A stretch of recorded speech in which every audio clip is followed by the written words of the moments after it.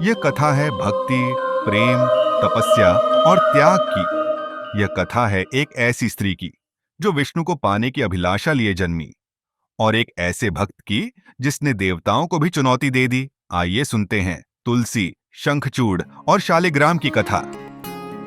पुराकाल में वृषध्वज नामक एक राजा थे। वे भगवान शिव के परम भक्त थे, इतना कि उन्होंने किसी अन्य देवता की पूजा ही नहीं की।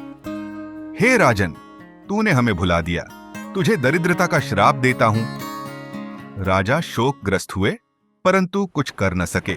समय बीता और राजा के पौत्र धर्मध्वज और कुशध्वज ने कठिन तप किया। देवी लक्ष्मी को प्रसन्न करने के लिए लक्ष्मी माता प्रसन्न होकर बोले, हे राजपुत्रों, मैं प्रसन्न हूं।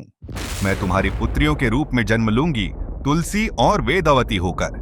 तुलसी विष्णु को पति रूप में पाने की अभिलाषा लेकर बद्रिकाश्रम में तप करने चली। लेकिन ब्रह्मा प्रकट हुए और बोले, हे तुलसी, इस जन्म में तुम्हें शंखचूड़ नामक दैत्य से विवाह करना होगा। उधर श्रीधाम नामक विष्णु भक्त को भगवान कृष्ण ने आदेश दिया, हे श्रीधाम, तू धरती पर दैत्य शंखचूड़ के रूप में जन्म ले। तेरी कथा धर्म की पुनः स्थापना करेगी।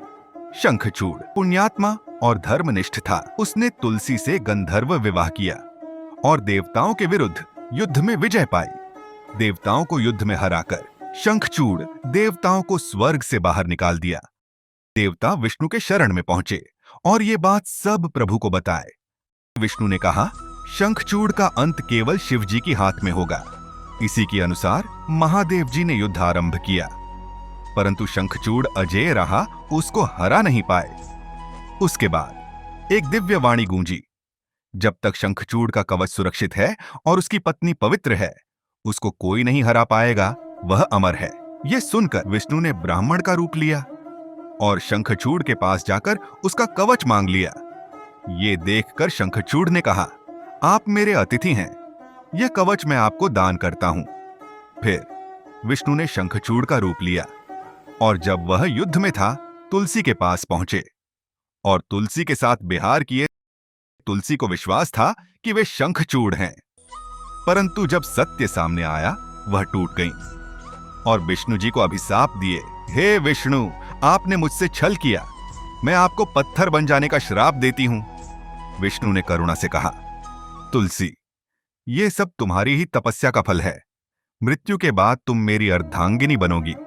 उसके बाद तुलसी का शरीर गंडकी नदी में परिवर्तित हुआ।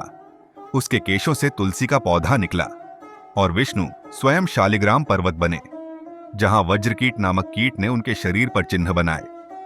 वहीं से उत्पन्न हुई पवित्र शालिग्राम शिलाएं।